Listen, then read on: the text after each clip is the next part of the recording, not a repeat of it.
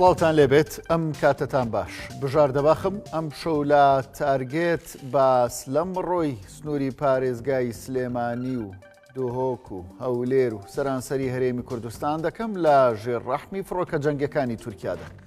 سەر لە بەیانی ئەمڕۆ یەکێک لەو هاوڵانی کە هاونیشتیمانیانی هەرێمی کوردستان پێی بە ئاگا هاتن لە هێرشێکی درۆنیدا بۆ سەر سنووری ئاکرێ دوو هاونیشتیمانی کە هاوژینی یەکدی بوون گیانیان لەدەستداوە لە کاتێکدا لە کاتی بەڕێکردنی کاری ڕۆژانی ئاسایی خۆیان دابوون و باوتەی کەسوکارەکەی لە کاتی چوونە سەرزەوێ کشت و کاڵەکانی خۆیان دابوون بەبێوی کە هیچ پەیوەندیەکیان بە هیچ گروپێک یاخود هیچ هێزێکی چەکدارەوە هەبێ ئەم دوو هاوژینە لەلایەن فڕۆکە جەنگەکانی تورکیاوە کرانە ئامانج و هەردووکیان ڕاستەخۆ گیانیان لەدەستدا. هێشتام هەواڵە چەند کاتژمێرێک تێپەڕی بەسەریدا لە سنووری ئیدارەی ڕاپەڕین بە هەمان شێوە جارێکی دیکە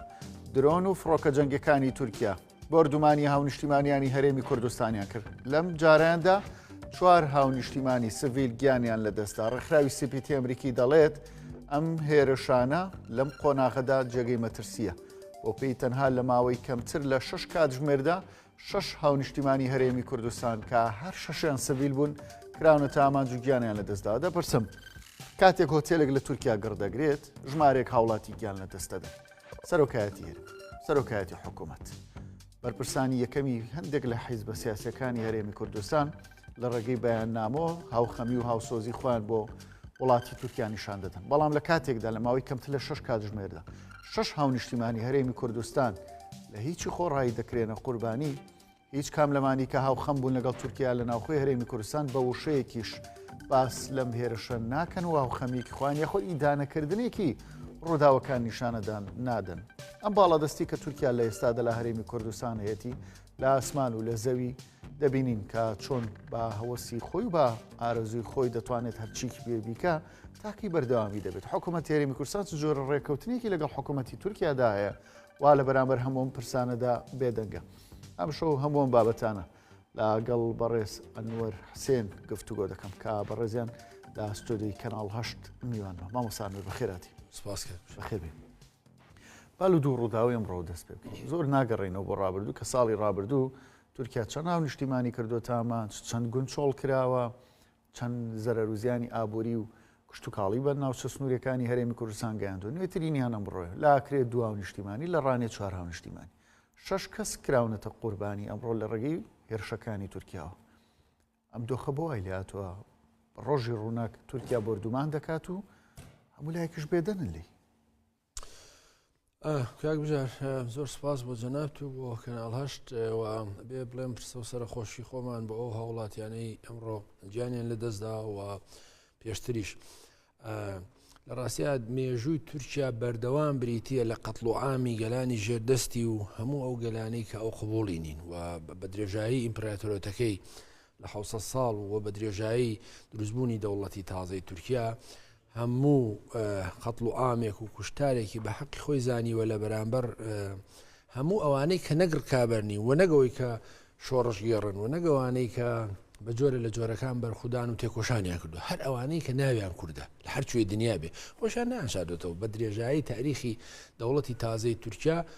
ئەڵێ مەسەلەن کوردی بەختەوەرەوەیە کە لە گۆڕستانە و ئێماگە دەوڵەتی کوردی لەسەر مانگیش بێ دژین ینی وازەحە مانیفێستی کەمالیزم مانیفێستێکی تا سەر ئێسقام بەڕاستی شۆڤێنی و فاشیانەیە بەرامبەر بە خەڵکی کوردستان.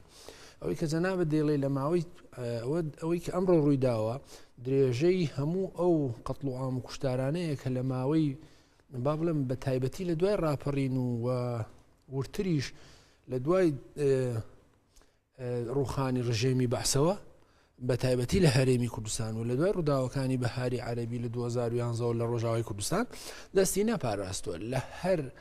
کوشتارێک لە ڕێگای فڕۆکەی جەنگیەوە دوجار لە ڕێگای درۆنەوە جوارران لە ڕێگای تیرۆرەوە لە شارەکانی کوردستان. ینی قسەکەوی تورکیا بە نظری من یەکی پەیوەندی هەیە بە هەرێمی کوردستان ئەوەی کە لە هەرێمی کوردستان ڕووەدا ئەوەیە کە بنکە و بارەگایەکی زۆری لە ئەمە بە ڕێکەوتنە کاگەن ئەی خەڵک بۆی پرسیاران هەفتا بنکە و بارەگای تورکیا هاتنە ناوەی هەرێمی کوردستان بە قوڵای 30 کیلۆمەتر ئاسمانێکی کراوە لە بەردەستیدا ئەمانە من ڕێکەوتنە بێگومانەوەی بە ڕێکەوتن کراوە لە ئەسڵدا ئەگە تو باسی سیادە و سەروەریەکەی ئوستاز بە حکوومەتی عێراقی بەرپرسە لەمە و لە مەش گرنگترەوەیە کە ویلایەتێک دۆکانی ئەمریکا ئەوروپا بەرپرسن لەوە کە بەرچاوی ئەوانەوە جگە لەوەی کە خۆیان ئەڵێن ئاسمانی عێراق بەدەستێمەوە ئەوان زۆرش دیئای مافی مرۆڤ و ئاشتی و ڕێزگرتن لە مافی مرۆڤەکەن بەڵام بە بەرچاوانەوە هەموو خەڵکە کوژرێ بۆ تورکیا بە حەقەزانن بەڵام دەوڵەتێک لە تەنیشتیانەوە ئەو کارە بکە ڕێگا پێدراوانێ پارساڵ ئوستاز لە هێرشێکی کۆماری ئیسلامی ئێران بۆ سەر حرەکەی عەبدولمەلیک ڕیگی حرەکەی عەدل لە پاکستان چەند کەسێک کوژران پاکستان وتی ئەوانە هاوڵاتی مەدەنیش بوون بەڵام بۆ ڕۆژی دوایی پاکستان هەمان ساروخی لە سوپای پاسداران گرت و چەند کەسێکی کوشتوتی لە بەرامبەرەوەیە بەڵام حکوومەتی عێراقی نەک هەر ناتوانێت ئەم وڵامانە بۆ تورکیا بداتەوە و حکوومەتی هەرێم نەک ناتوانێت هەر ئەمانە بکە چاوپۆشی لە هەمومانەکە بێدەنگیەکە و سەردانی دوێنەی هاکان فیدان و برایم کاڵن بۆیە کە عێراق زۆرتر بێتە ناو یاریەکەەوە زۆرتر بێتە ناو گەمەکەەوە و ئەو بنکانی کە لە هەرێمی کوردستان نوجار و بار هەندێک لە گروپهای حەشدی شعبی و هەندێک جار حکوومەتی عێراقی فشارەکە کابێ بکشێنەوە چۆن بتوانێت ئەوانە پارێزێ و چۆن بتوانێت ڕێکوتنی تازە بکە و وەکو دوێنێ هاکان فیدانەڵێ ئێمە پێویستمان بۆی حکوومەت عێراقی ڕاستەخۆ بێم شەڕەمان بۆ بکە و ئەبێت بەتەنها نابێ پارتی کرێکارانی کوردستانەوەی کە لە ناو لیستی تیرۆرادای ناوە لە چەند مانگی ڕابردوو بەڵکو ئەوێ بێ ڕاستەخۆ شەڕی کار لە ڕێگای چێ پاسەوانی سنوور لە یەک دوو ڕۆژی ڕابردوودا دوو لە پاسەوانی سنوور کوژراون حکوومەتی تورکیای خاتە ملی پارتی کرێکارانی کوردستان بۆچی بۆی حکوومەتی عێراقی ڕاکێشێ بۆ سنوورەکان کاڵێ بێ ئەوە سنووری عێراق بێ پارتی ئەبێ حکوومەتی عێراقی و پاسەوانی سنوور شەڕی پارتی کرێکارانی کوردستان بکە بە نەزەری من ئەوەیە کە لە هەر شوێنێک ئەم معلوماتی بۆچێ بە قسەی خۆیان بە قسەی دامەزرا هەواڵگریەکانی تورکیاوان زانیاریان هەیە کە ئەم شوێنانە هی پارتی کرێکارانی کوردستانن بەڵام وەکو تۆوتوانی ئەم ڕەهمووی هاوڵاتی سڤیلن لە پێنجوێن بەدەیان هاوڵاتی سڤیل شەید بوون لە شارباژێر لە سەفرە و قامیش و زەرون و گەڵاڵە بەدەیان هاوڵاتی مەدەنی شەید بوون لە باتیڤا و لە ئامێدی و لە بەدەیان هاوڵات ئەمانە هیچی بەڕاستی هیچی ئەمانە پەیوەندیان بە پارتی کرێکارانی کوردستانەوە نییە پارتی خۆی تورکیا بەخۆی نازانێت بوون دوو هاوژینی ئاکرێت چوونەتە سەر زەوی زارە کوشت و کاڵەکەی خۆیان ئەمڕۆم خێزانی ڕاپەڕین لە ناو تۆمبیلێکدا بوون خوا دەزانێت بەڕێوە بوون بۆ کوێیان لە میوانەیەک بوون لە دەیان کاتە ئامانج و کۆتایی بەژانیانێن زانی ئوستاز حقیقەتە جگە لە ئەو فکرەی کە باسم کرد فکرەی بەڕاستی تورکیا فکرەی شۆڤێنی تورکیا قسەکەوێک کە ئەوان پێیان وایە بە دوای هێزەکانی پارتی کرێکارانی کوردستانەوەن و بۆوەکو خۆیان ئەڵەن بە دوای بنەبڕکردنی تیرۆرەوەن بەڵام قسەکەوەیە دەوڵەتی تورکیا لە بیرە مێ لە سەردەمی لە دوای ڕاپەڕینەوە لە سەردەمی تانسۆچێلەرەوە هەمیشە قسەیەکی بە ناوانگیان نەبوو ئەیانوت یا پەکەکە لە ناوە بین یا پەکەکە لە ناوە بین دوای ئەوەیان بۆ نەکرا هاتن لە ماوەی 6 ساڵی ڕابردوو ئۆپراسیۆنەکانی چنگی قفڵ و چنگی هەڵۆ و چی ئەمانەیان هەموو ئەنجامدا بە خودی ئەردۆگان دەیان جار هاتە سەر شاشەکانی تیڤی وتی ئەم بەهارە کۆتایی بە تیرۆریێنین بەڵام دەرەنجام هیچیان بۆ نەکرا و خۆشیان نەزانن بارەگەکانی پارتی کرێکارانی کوردستانەوە تا لە قەندیلە لە گارایە لە ئاڤەشینە لە کوێیە لە ئاسۆسە و لە ناو تورکیایە بەڵام مەسەن تۆ وەختێک ناتوانانی ئەم حرەکەتە بە هەموو ئیمکاناتی خۆت لە ناوبەری بەم هەم ئۆپراسیۆنانە ئیکەی بۆچی پەنا بێتە بەر کوشتاری خەڵکی سڤیل و مەدەنی لە ڕاستیە ئامانجەکەی بە تەنها ئەوە نییە کە بە نەزەری من خەڵکی سڤیل و مەدەنی شەهیدکە و کۆتایی بەم شۆڕشە بێنێ ئەو بە نظری من تورکیا چەنە دژی پارتی کرێکارانی کوردستانە و ئەوەنەش دژی ئەزمموی هەرێمی کوردستانە و ئەوەنە دژی ئەو هێزانەیە کە پشتیوانیکردن لە خەباتی باکوور و ڕۆژئاوا و شوێنەکانی ترەوە بۆ ئێرانیش ڕاستە قسەکەوەی کە تورکیا ئاوا سەیری مەسلەی کوردەکە هەر کەسێک ئەڵێ هەر کەسێک لە تەنیژ من نەبێ هەر کەسێک لە پشتوپەنای من نەبێ هەر کەسێک شەڕی پارتی کرێکارانی کوردستان نەکا بۆ من وەکو پارتی کرێکارانی کوردستان وایە ناکرێ مەسەلەن وەکو بۆ نمونەیەکێتی نیشتیمانی کوردستان بۆچی بازی پارتی کرێکارانی کوردستان سەرداخستنی فڕۆکەخانەکەیان ئەو هەموو هەڕەشە ڕاستەوخۆیانی کە هاکان فیدان و ئەردۆگان و ئیبراهیم کاڵن و چێکەن بەردەوام قسەکەوەیە کە ئەمان یەکێتی نیشتیمانی توێتی ئێمە ناتوانین مەشە شەڕی پارتی کرێکارانی کوردستان بکەین وە چی ینی بە نەزەری تورکیا نا ئەمە نابێ ئەبێ هەر کەس ڕاستەوخۆ بە هەر جۆرێک بۆ یەکرێ شەڕی پارتی کرێکارانی کوردستان بکە کە بە نەزەری من لەم کارەشا سەرکەوتوو نەبووە مەسەن بە درێژایی دروستبوونی پارتی کرێکارانی کوردستان نەیتوانیوێتی قەناعەت بە ئێران بکە نەتوانی قەناعەت بە سووریا بکە نە بە عێراق نە بە یۆنان نە بە قوبرس نە بە بولگاریا تەنان بە وڵاتانی ئەوروپاش نەیتوانی ئەم کارە بکە قسەکەوەیە کە تورکیا سەیری ئەم دووفاقێتیکە سەری ئەم پارادۆکسەکە لە سیاسەتەکانی ڕۆژتایەوە باز لە پرۆسی ئاشتیەکە باشە وەفد دەنێرێ بۆ سەردانی ئیمرالی عەبدوڵڵا ئۆجالان لەو سەرەوە کەچی دێن بردومانی پارتی کرێکارانی کوردستانەکەن هەوڵی تیرۆرکردنیانەدەن و لەم سەرەوە ئەڵێن ئەمانە تیرۆریستن دژایەتی ڕۆژاوا بەستنەوە بە پارتی کرێکارانی کوردستانەوە یعنی ئەم سیاسەتە دووفاقیە هەدەفەکەشیان چییە هەدەفەکەیان ئەوەیە کە ئەم حرەکەتە بە هەر جۆرێک بێ لە ڕێڕەوەکەی خۆی لابدا ئێمە ناڵین پارتی کرێکارانی کوردستان دروستە یا دروست نیە مەسەلەن هیچ هەڵەوکەم و کوڕی نییە و ڕاستە ئەبێ خەبات لە باکوور بکە بەڵام ئەوانە قسەکەوەی باوەڕم پێ بکە ئەگەر پارتی کرێکارانی کوردستان لە سنوورەکانی باکووریش نەمێنێ لە کوردستانی عێراقیش نەمێنێ لە ئەوروپاش واز نایەنە تورکیا ئەوان خۆیان دژی خۆیان مانفێستی کەمالیزمە دژی تورک دژی کوردن لە هەر شوێنێک بێ ئەلی پەیوەندی بە پارتی کرێ باشەگە پارتی بۆ لەگەڵ باشە مەسەلەن یەک ساڵە بێ هەڵبژاردننی سەر کۆمار و شارەوانیەکانی باکوور بەڕێوە چووە لە ماوەی 3 مانگا 3-4 جار قریومی داناوە دەستگیریانەکە ڕێگایان پێنادا و بەڕەسمی نایان ناسێ سەکەی بۆ ناکەویتە دانووسان لەگەڵ ئەمانە بەڵام ئەو پێی وایە یعنی واقعەتێکی شەیە کاک بژارەوەیەکە تورکیا باش تێگا لەوەی کە هەموو ئەم هێزانە بە جۆرە لە جۆەکان ئینرژی لە پارتی کرێکارانی کوردستان وەرەگرن بۆیە ئەوێ کۆتایی بە شۆڕشەکە بێنێ باش ئەتوانین بڵین لە دوایەوەی کە بە دیاریکراوی دوێنێ کە کاتێک هاکان فیدان وەزیری دەرەوەی تورکیا دێتە عێراق لەگەڵ بەرپرسانی عێراقدا کۆ دەبێتەوە ئەتوانین بڵین یەکسەر ڕاستەخۆ ئەمڕۆ داوا نەبینرا ئەتوانین بڵین دی ڕەنگە هێرشەکانی تورکیا و یا ڕێکەوتنی عێراق و تورکیا بچێتە قۆناغێکەوانێکە ئیدی چڕتر بردومانی هەرێمی کوردستان بکە ماوەیەک بوو کەمترە شتە بەدی دەڵێ ئۆستاس پار ساڵ لە سەردانێکیانە مانگی مایس و دواداریش لە سەردانێک تریانە مانگی حوزەیران هەم جارێک هاکان فیدان ها جارێک ئیبراهیم کاڵن جارێک ئەردۆگان و وەفدە باڵاکەی هاتن لەو دەورانەیە ئامانجی یەکەمیانەوە بوو کە حکوومەتی عێراقی پارتی کرێکارانی کوردستان بخاتە لیستی تیرۆرەوە و بارەگاکانیان لە عێراق و کوردستان داخە زۆرتر مەبەستی کوردستان بوو تا ڕادێک لەوەیە سەرکەوتوو بوون بەڵام نەیانتوانێت حکوومەتی عێراقی ڕازیکەن کە بۆی کە بەشێک بێت لە پلانەکەیان بەشێک بێت لە پیلانەکەیان ئێستا ئەم سەردانی دوێنەی هاکان فیدان و وەفدەکەی بە نظری من دوای ئاڵگۆڕەکانی سووریا و دوای ئاڵگۆڕەکانی 8 دیسەمبەر دێ بەوەی کە تورکیا پێی وایە مادام ئێران پاشەکشەی کردو لە هەمەنە و نفوزی کەم بۆتەوە لە منتقەکەیە ڕەنگە بە جۆرە لە جۆرەکان چاوپۆشی بکە لەوەی کە عێراق و شیعەکان بەشێک بن لە پلانەکەی تورکیا بە نظری من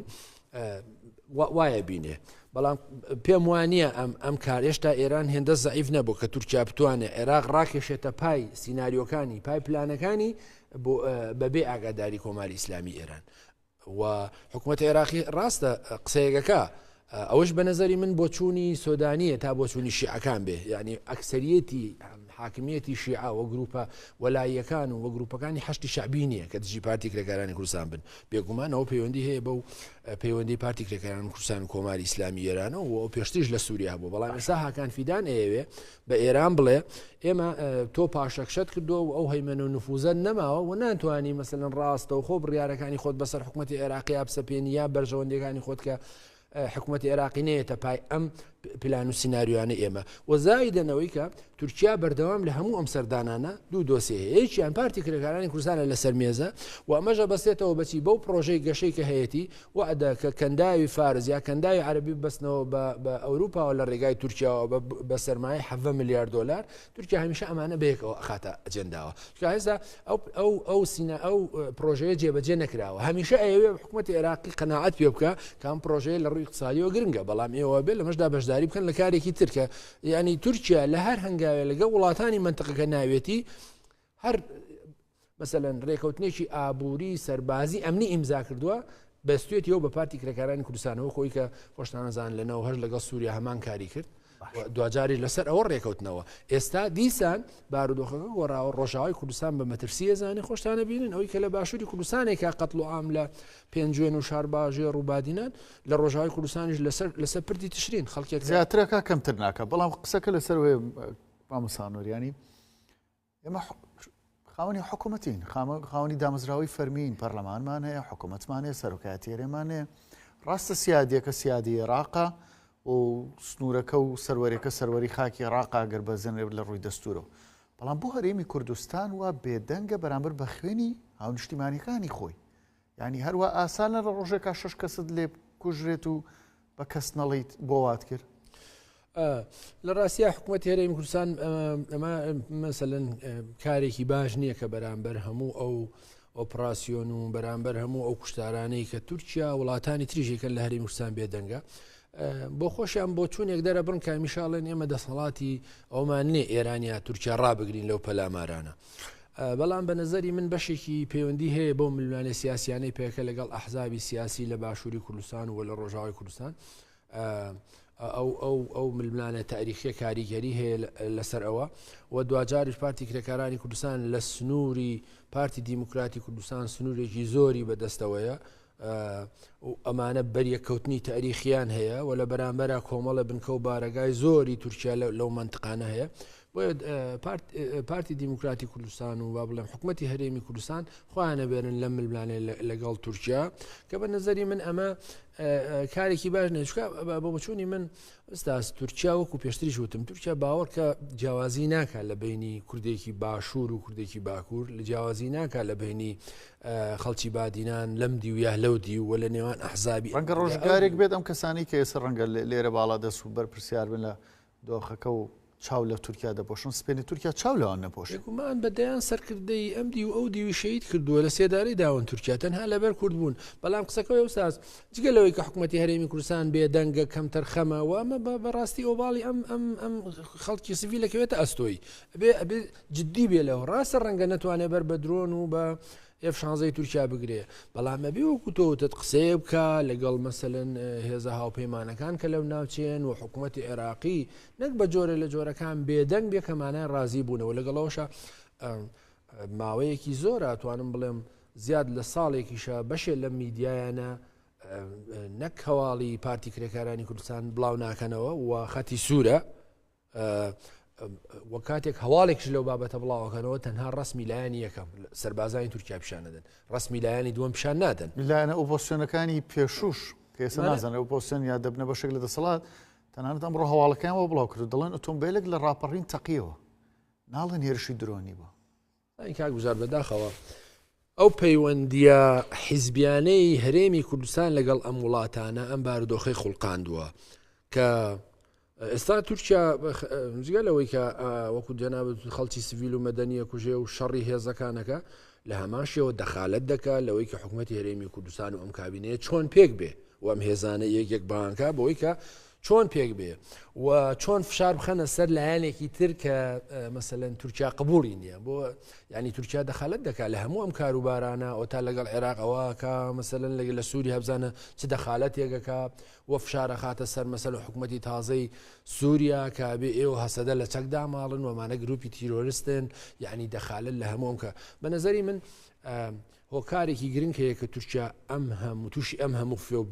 فۆبیای کورد بووە ئەوەیە کە وا هەستەکەم هەست بە مەترسیەکەکەن لە ناوچەکەیە سەبارەت بە چانسێک بۆ کورد هەست بە مەترسیەکەکەن کە خۆشیان بکەونە بەر لێشاوی ئەو ئاڵوگۆڕانی کە لە منتقەکەیە هەیە وە کورد چانسێکی باشتری هەبێت چ ئەزمموی باشوور چ ئەزمنی ڕۆژاوە و تەنانەت باکووری ژیانی پێم وایە پرۆسەی دانووسانی ئاشتیش لەگەڵ ئیمرالی پەیوەندی هەیە بەوەی کە حەز بە مەترسیەکەن پێیان وایە با پێش ئەوەی مەترسیەکە لە سەریان جددی بێ ڕووبدا خۆیان هەوڵێک بدەن کە بە شێوەیەک بە کەمتری ماف کوڕ ڕازی بکەن بە نظری من هەدەفەکەیانەوە بۆیە زۆر دەستی بەدەستی بەم پرۆسەیەکەن بۆیە دەخالت دەکەن لە پێکهێنانی حکوومەت و داخستنی فڕۆکەخانەی سلێمانی و کوشتنی خەڵک و هێرش و هەموو ئەوانەکەن ئەم مەترسیان هەیە ئەمە ناڵێن بەڵام لە قسەکردنیانە لە بۆچوونەکانیانە لە پشتی قسەکانیانەوە ئەوە بینی ئەیانەوێ یعنی ئەوان هەموو پێشتر هەر هەوڵێکیانداوە بۆی کە بتوان بەهێز و بە پیلانجیێڕی بتوانن مافەکانی کورد لە ناوبەرن بەڵام هەز دەکەن دوای ڕووداوەکانی 7 ئۆکتۆبر و 8 دیسەمبەری ئیسرائیل و سووریا هەز دەکەن ینی کورد لەم منطقەیە من ناڵێم وەکو هەندێ برادر هەفتەیەکی ترچی ڕووەدا یان ئەوە دەوڵەتی کوردی مانجیشتر ئەوە ناڵم ئەو دیعا ناکەم بەڵام بە نظری من تورکیا ئەو هەموو خێرای ڕۆژانە هەرسێک لەم بەرپرسەیەکەمانەی تورکیا لێدوانەدەن جگە لە کەسەکانی تریان دژی کورد لە هەر شوێنێ ئێمە ناڵین کورد بێ بەهیچ ئەمانە تیرۆریستن ئەوەوە ئیمتیاز دەدەن بە عێراق ئەیانەی ئیمتیاز بن بە ئێران ئیمتیاز دەدەن بە حکوومەتی تازەی سووریا ئەیانەیە بە جۆرە لە جۆرەکان سووریا و ئەمریکا ڕازیکەن هەموو ئیمتیازێکەدەن بە خاتری ئەوی کورد ئەمریکا هەیەتی زیان نەکاوە لە ناوی بەرن بە نظری من ئەم هەموو کوشتووەر و قەتڵ و ئام و ئۆفۆبیای دروستیان کردو بەرامبەر بە کورد ئەوەیە کە بە نظری من شتێک لە ڕێگادایە لە ڕەنجامی ئەو گاڵ و گۆڕانەی کە لە منتقەکەیە ئەگەر نا مەسەلەن ینی پێم وایە کورد هێشتا بۆ خۆی هەندەیە گرتو نییە بەڵام بەهەرحاڵ تورکیا واقعەتێک بژار ئەزانێ و ئەم دەوڵەتانی داگیرکرد هەمویان واقعەتێک ئەزانن ئەوەی کە بە درێژای چەندین سەدەیە هەوڵی لە نابردنی کوردیان داوە چەند لەبەرەوەی کە مەسەلەن ئەڵێن کوردین ینی ناسنامی کوردبوونیان هەنی بە کوردەکەی ئەم هاتن و ڕۆشن و دەردی تۆڵی هەموو ڕۆژێک لێدوانی کەسانی یەکەمی تورکیا مەسلەی کوردی دەڵێ هیچ دوو کەڵێک بێئاگەر هەست بە شتێک دەکەن کە ڕەنگە لە گۆڕێ بێ بۆ لە بەرژەوەندی کووردا بێوان دەیانێ پێش لە دایکبوونی لە باری بەرن بێگومان ئەوەی کە بەشدار بوون لە ئەو ڕووداوانەی 8 دیسەمبەر لە سووریا بەشداری ئەوان پێیان باش بوو بەشار ئەسەد بمێنێتەوە کورد نەبێ بە هیچ ئەوان پێیان باشە شەرع بێ بەشت بەس کورد هیچ نەبێ ئەوان پێیان باشە باشووری کوردستان لە ناو بچێ و حەشدی شعبی بگەڕێتەوە سنوورەکان بەس کورد هیچ نەبێ بە پارتی دیموکراتی کوردستانی شەو لە سنوورەکانی خۆیان پێیان باشە هیچ نەبێ هیچ کورد هیچ نەبێ ئەوان ئەگەر ئیمتیازێکیش بن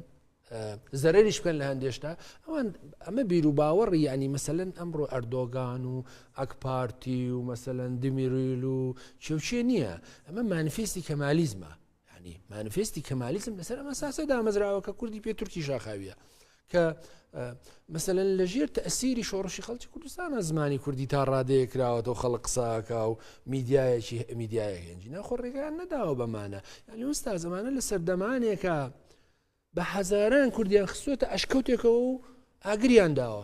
یەک سووتان دویانن ئەمانە مێژ تاریخی ئەمانە بخوێنەرەوە لە ماوەی 500 ساڵی ڕابردوو لە هەر شوێنێک کوردێک کەسایەتیەک ڕۆشنبیرێک ڕۆژنامە نووسێک نووسەرێک دەرکەوتوان ئەعدامیان کردو یان ناچاریان کردو بڕاتە دەروی وڵات یعنی لە تاریخی هەموو میرنشینەکانەوە ینی ئەوە بەنظری من قسەکە ئەوەیە ئێستا ئەوانە بە هەر حاڵ قسەکەوەیە کە کورد یەکگرتوونیە لەم بابەتە و ڕاگەیانێکی یەکگرتووینە قسەیەکی یەکگرتووینی وەکو پێم وتی کەناڵێک هەندێک کەناڵ کە خۆی زۆر بە ئازاد و بە ئەوازانێ بەڵام ئامادە نییە ئەم هەواڵە بڵاو کاتەوە وەکو دوێتی بە خەتی سوور قسەکە چییە کە لە ژێف شاری تورکیایە ئەو کاتە ڕەنگە بگەینەوە دەمەرەنجامی کە دەڵین بەرژەوەندێت تاکێ حیزبێت تەسکەکان زۆر لە بەرژەوەندە قەومی و نەتەوەیەکان گەورەتر ئێستا لە هەرێمی کوردستاندا بەڵێ وای لاتۆ بەڵام بە نەتیجە با پێ بڵم بە نەتیجە هیچ حیزبێک لە کوردستان لێرە لە باکوور لە ڕۆژاوا ناتوانێت حاکمیەتێکی هەبێ لە سای تورکیایە ناتوانێت پشت بە تورکیا بەستێکە حکومت دروستکە دەوڵەت دروستکە حاکمیەتێکی هەبێت تورکیا هەرگیز ڕێگە بە مەلادا بێ حیزبی سیاسی کوردیەوە بزانێ ئەوە نییە پشتیوانی لێ بکە لە حاڵاتێکە وەکو وتم ئەو کاتێ پشتیوانی لێەکە کە تۆ